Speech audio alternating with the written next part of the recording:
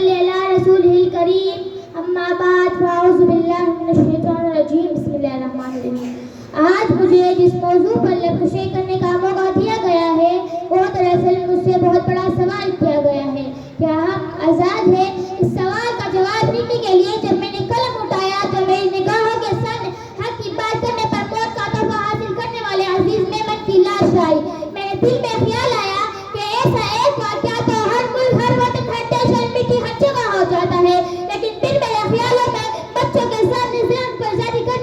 بننے والی ماں جس نے میری قلم کو یہ لکھنے پر مجبور کر دیا کہ ہم آزاد نہیں، ہم اس کے لیے کہنے میں اس بات نے میرے دل کو تسلی دی کہ دیکھو آزاد ملک میں بیٹھ کر ناشکر چیز الفاظ مت لکھنا۔ اس بات نے میرے دل کو بہلایا ہی تھا کہ ATM مشین سے منہ چڑھانے والی ویڈیو میرے ضمیر کو جھوننے لگی کہ لکھ تو حق لکھ۔ یہ صلاح الدین اپنی پوری قوم کو منہ چڑھا کر کہہ رہا ہے کہ جائے کیا من باغ، ایک بات کہو جہاں ذہنی توازن ٹھیک نہ ہونے والے شخص کو بے دردی سے مارا جائے گا، انصاف کا تو سوچنا ہی نہیں، بس مذمت سے کام چلایا جائے گا، بس مذمت سے کام چلایا جائے گا۔ جناب اعلیٰ، ابھی میں نے لکھنے کی جسارت کی ہی تھی کہ فلسطین، کشمیر، برما اور جن کے گھروں نے چیخ کر پکارا کہ اے بے خبر، تو آزادی کی نعمت سے اشارہ نہیں ہوتا، تو اس موضوع پر لکھنے کی عمر ہی نہیں، تو آزاد ہے، تو آج لکھنے کو آزاد ہے، تو آج پڑھنے کو آزاد ہے، تو آج اسٹیج پر کھڑے ہو کر تقریر کرنے کو آزاد ہے، تیرے گھر کے بڑے عبادت گاہوں میں عبادت کرنے کو آزاد ہے۔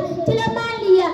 20% لوگ معاشرے میں خرابیوں کی وجہ سے انصافی کا شکار ہوئے ہوں گے۔ ارے آج تم نے نوشین وزیر کے مجمع کے ساتھ ان کے لیے آواز اٹھانے اور ان کے لیے حق کی بات کرنے کو آزاد ہے۔ ہمیں تو یہ حق بھی نہیں کہ ہم بیت المقدس پر اپنا پہچان لہرا سکے، ہمیں تو یہ حق بھی نہیں کہ ہم سری نگر کو اپنی ملکیت بتا سکے۔ ارے اگر آج تم نے اس قلم سے خود کو آزاد نہ لکھا تو تم نے 1947 کی وجود کو برباد کیا، تم نے لفظ آزادی کو روح اور بہت بڑی نعمت سے انکار کیا، تم نے آزادی کی غلط تشریح کر کے کام بہت بیکار کیا، تم نے خود کو گیلی کہہ کر قلم کا غلط استعمال کیا، تم نے خود کو گیلی کہہ کر قلم کا غلط استعمال کیا۔ جناب اعلیٰ، یہ چیخ ہے، یہ آواز ہے اور یہ پکار میری سماعت سے ٹکرائی اور میرا ہاتھ کانپنے لگا۔ یہ سوچتے ہی میرا قلم نیچے گرا اور میں نے اس موضوع پر لکھنے سے